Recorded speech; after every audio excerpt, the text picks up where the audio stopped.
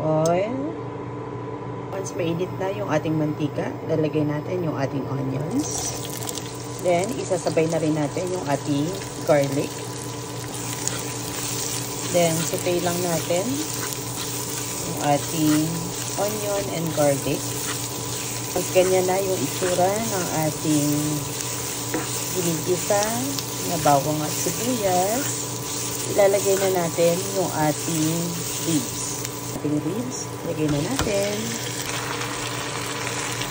Then, haluin lang natin siya para hindi masunog yung ating bawang at sibuyas.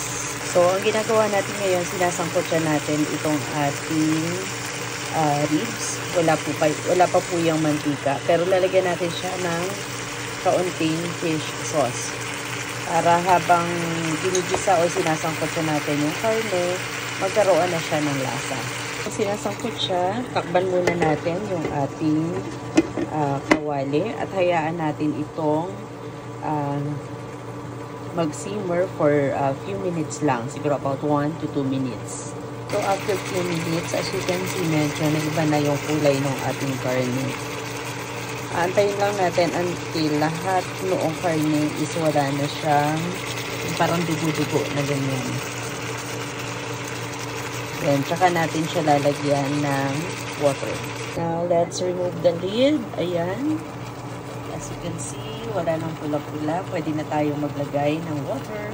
So, lagay lang tayo siguro about 1.5 or 1 cup ng water. Enough lang para masimmer at lumambot yung ating karne. Then, habang pinapakuluan, lagay na natin yung ating bell pepper. Then, meron tayong chopped na celery. Lagay na rin natin dito. Then, haluin natin siya bago natin i-cover yung ating kawali.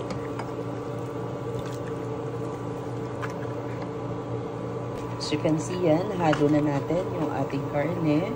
Pwede na natin i-cover ulit ito at antayin hanggang lumambot yung ating ribs ng baboy.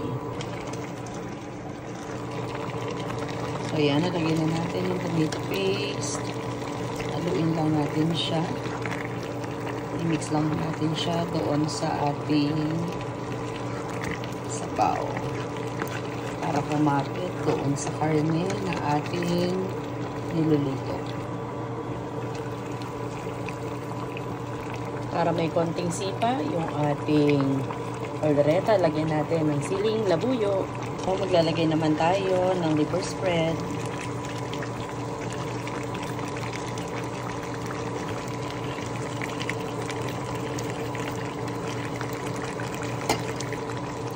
Then, haluin natin siya.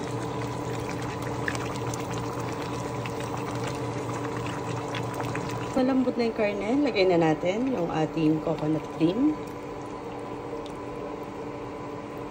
Then, maglalagay na rin tayo ng pickle relish.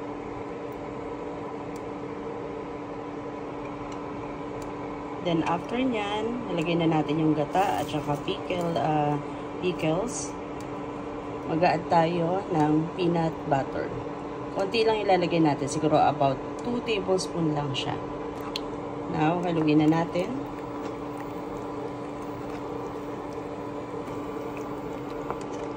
Simmer lang natin siya hanggang maging thick yung ating sauce.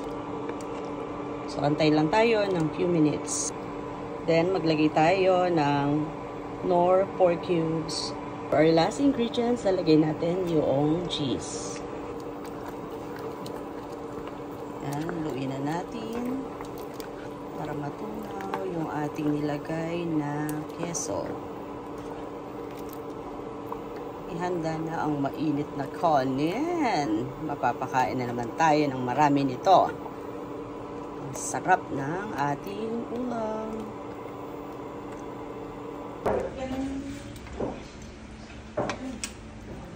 Oh, sarap.